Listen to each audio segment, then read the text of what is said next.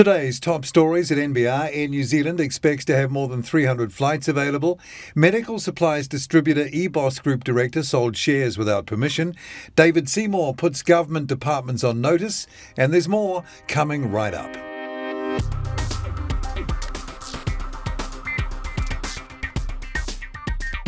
Kia ora and welcome to NBR Today, the latest business stories from the authority in New Zealand business news since 1970, nbr.co.nz. It's Thursday, February 3rd. I'm Paul Brennan. Thanks again for joining us. The government has confirmed that from the end of February, vaccinated New Zealanders and other eligible travellers will be able to travel from Australia and self-isolate on arrival as part of a 5-step staged plan. 2 weeks after that, New Zealanders and eligible travellers from the rest of the world will also be able to avoid managed isolation and quarantine. The 2 weeks between each of these steps has been requested by our public health advisors to give time for our systems to adjust for the likelihood of more cases in our community and for our border systems to keep scaling up in the safest way possible. Prime Minister Jacinda Ardern at Thursday's announcement on reopening borders and MIQ.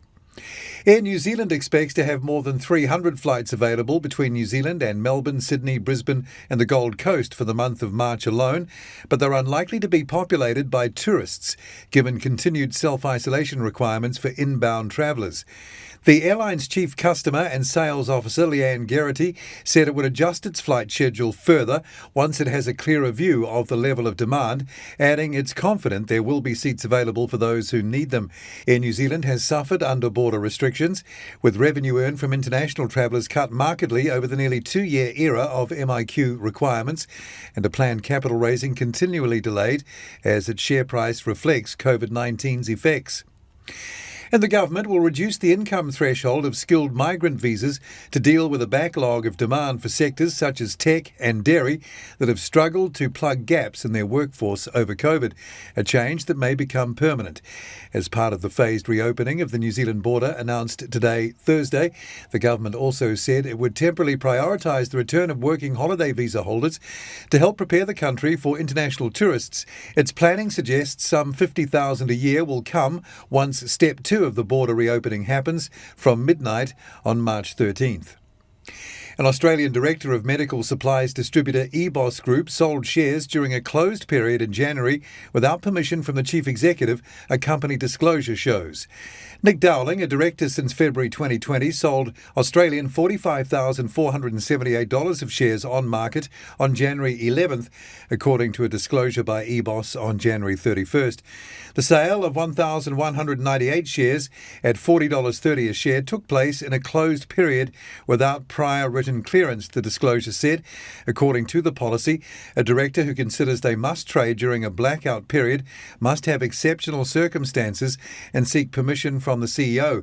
Under the Financial Markets Conduct Act, directors' on-market share trading is required to be disclosed within 5 business days.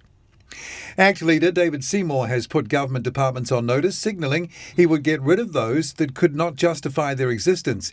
In his State of the Nation speech at law firm Russell McVeigh in Wellington today, Thursday, Seymour was particularly critical of the Ministry of Education.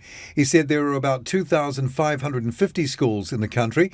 When Labor took office, the ministry employed 2,632 full-time equivalents, but that had risen to 3,900.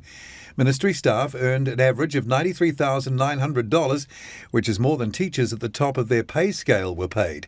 Seymour said each department needed to justify its existence and answer 3 questions. Can the private sector provide the service? Is there a genuine conflict with citizens' interests that cannot be resolved without government intervention? And do the benefits outweigh the costs of what the department does? Orcon Chief Executive Mark Callender will be Chief Executive of a combined 2 Degrees Orcon entity should the proposed merger between the two businesses attain regulatory approval. The merged company will be known as 2 Degrees, with Callender, who has led Vocus in New Zealand, recently renamed Orcon, since early 2016, praising the brand as one that really speaks to New Zealanders. 2 Degrees' current CEO, Mark Awe, has led the business for almost 4 years and will remain until completion of the proposed transaction. Callender was CEO of Call Plus Services for 5 years before joining Vocus to run its New Zealand business. He's also acted as the CEO of Vocus's Australian wholesale business since July 2018. The full details of those stories and more are at nbr.co.nz right now. Tomorrow at NBR, in her weekly column, Rachel Smalley draws on her own experience in Afghanistan to opine on the Charlotte Bellis MIQ case.